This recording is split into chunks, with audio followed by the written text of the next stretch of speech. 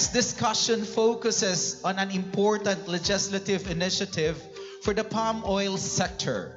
Overview of PPDCI House Bill number 7462, Opportunities for Palm Oil Sector. He's the President of Trade Union Congress of the Philippines. He's also the National Vice President for Mindanao Affairs Associated Labor Unions, Trade Union Congress of the Philippines. He's also the General Secretary of ASEAN Trade Union Council, National President of Veterans Federation of Philippines, Sons and Daughters Association Incorporated, Titular Member, Regional General Council, International Trade Union Confederation, Asia Pacific. Let us welcome Deputy Speaker of the House of Representatives, Honorable Raymond Democrito de Mendoza.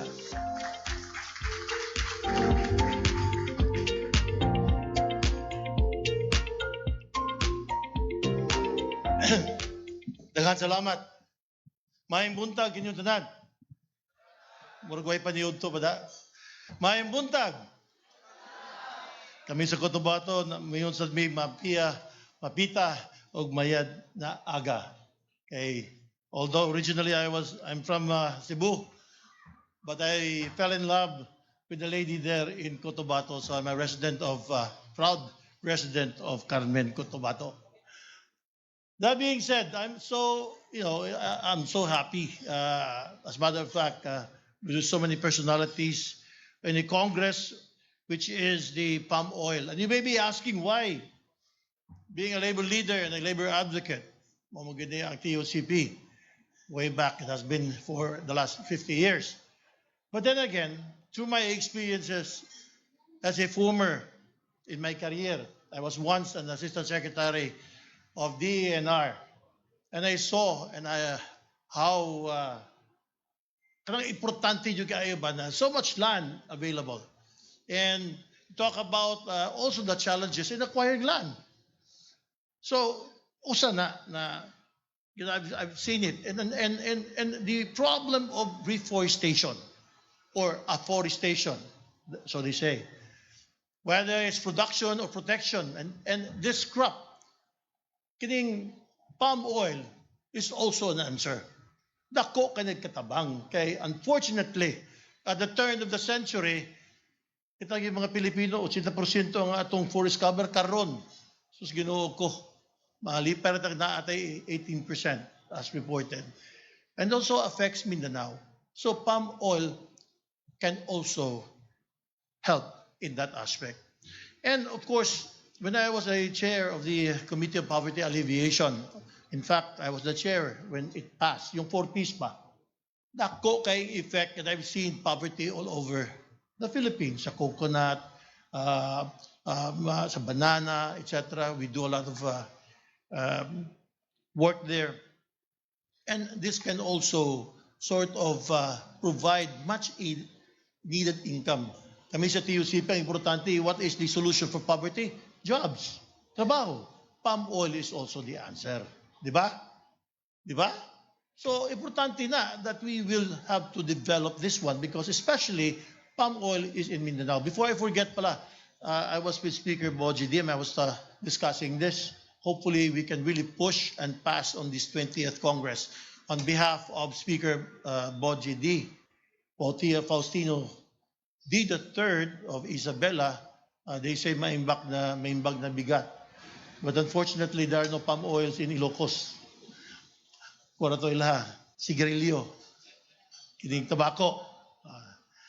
And lastly, as vice chair and with the passage of the Bangsamoro Organic Law, I was there. I saw it all also, the potential. And we need a crop na kada give the sustainability, kada bilang kadabuan, may musos bangko. Wala importante. Wala kami, minimum wage earners, okay.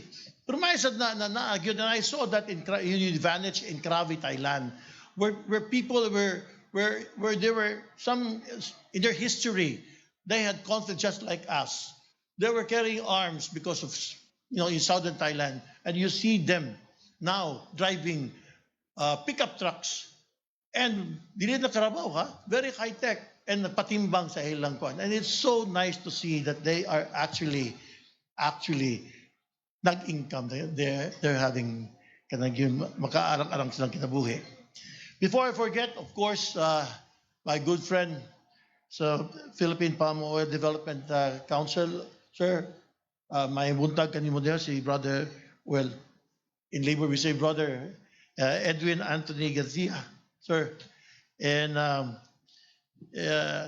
the Philippine Coconut Authority, I was with you asking for more funds, and hopefully we can get more funds for the palm oil. Dr. Dexter Butid and USEC Janet Lupos, who I've worked quite so much. I mean, the authority, you're still there, much experience. Kaya nang ginanatuna. And to Alfredo Montesilio, Vice President, and of course the Ways and Means, C.K. Chang, and others. On behalf of TUCP, both the Labor Center and of course the party list, its political arm, I congratulate and we congratulate the Philippine Palm Oil Development Council for leading the way to this very well organized National Palm Oil Congress. Congratulations. I also wish to extend my appreciation to notable personalities. Thank you, Mayor Basti Duterte, able represented by Madam Rizalina here. My buntag ma'am, thank you for hosting this occasion, the city. To Mr. Harry Brock, CEO of Univantage Palm Oil Public Company, Krabi, Thailand, as I already mentioned. I've seen it there. Thank you. Inspiring us towards a sustainable national policy for palm oil industry. My friends, it works.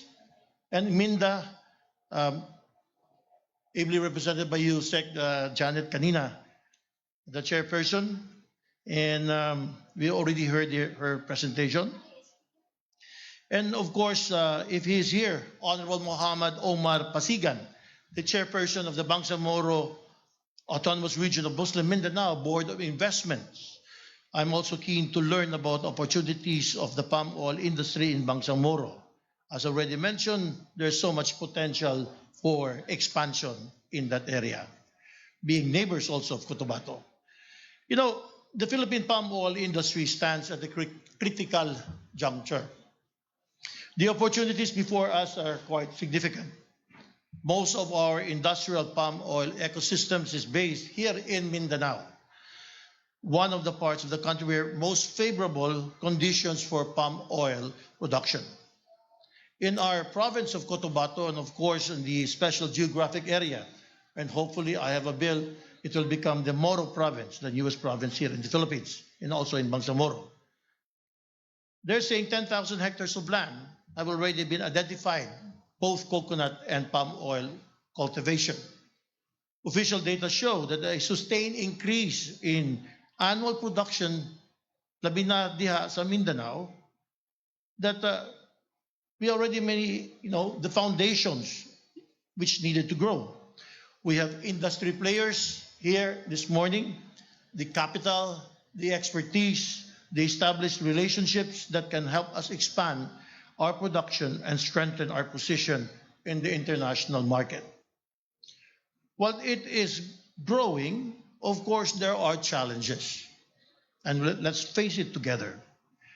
Despite these opportunities, the Philippines is lagging behind. It is the, according to reports, lowest palm oil productivity among our regional peers in the Southeast Asian region. We continue to face gaps in infrastructure and supply chain connectivity. We lack a comprehensive, robust public policy framework. It's very important, dedicated to this industry. At the same time, the production share and the participation of small-scale palm oil farmers continue to diminish. Our neighbors in Southeast Asia operate within the same, pareho lang, geography and climate. They face many of the same opportunities as we do here in Mindanao. What sets them apart is a stronger institutions and more specialized government support for the palm oil industry. That is a challenge. That is why we in TUCP filed House Bill 7462, otherwise known as the Philippine Palm Oil Development Act. Through our collaboration and partnership with the Maraming salamat. Una na bagay mo pakpak kung pasapag yun eh. And you helped me also sa Senado. Of course, if you have this act, then you create an authority. The authority is therefore called the Philippine Palm Oil Development Authority. That's why we ask for a stronger collaboration and partnership with the Philippine Palm Oil Development Council, the PPDCI. Sir, we need your help in this one also. Mr. Erwin Anthony Y. Garcia. Pleto na sila. So, under this act, as I already mentioned, an authority will be established. Kami sa TUCP, ubay-ubay na ginong authority na himo na mo. The Cebu Port Authority, the banana, we also have the sugar authority. We've been there. The future of PPODA will formulate a comprehensive policies and programs to support the palm oil industry's expansion and modernization. It will have a capacity to lead, coordinate, partner with government, industry, academia, and other stakeholders in research of palm oil breeding, production, science, engineering, and technology. At this point, the same as TUCP works with banana industry. I have had a similar bill, is Banana Research Center, together with Congressman J.M. Lagdameo. And probably if we can pass this authority and with your consultation, we can also sort of a palm oil research center, if it is needed. We can also do that. The future of PPODA shall be based in Mindanao, close to the communities, enterprises, workers, farmers, and other stakeholders who comprise the heart of the Philippine palm oil supply chain. It will also ensure meaningful participation from industry stakeholders, including our longtime partner, the Philippine Palm Oil Development Council.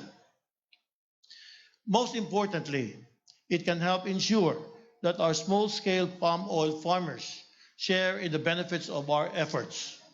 We will ensure greater access to resources and services to increase their productivity, participation in the value chain, the competitiveness in the global market. We will maximize the capacity of your existing mills, significantly boosting the income of the smallholder farmers above the poverty threshold, thus contributing a meaningful to a poverty alleviation, peace, and of course, much sought after stability in this region.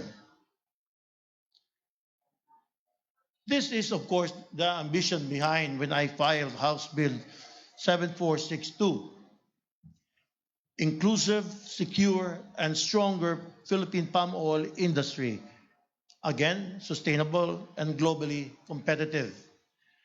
And wearing my other hat as a labor leader, let me reiterate, a stronger palm oil industry means better jobs, better wages for all workers. So when you have jobs, happy naman ng TUCP.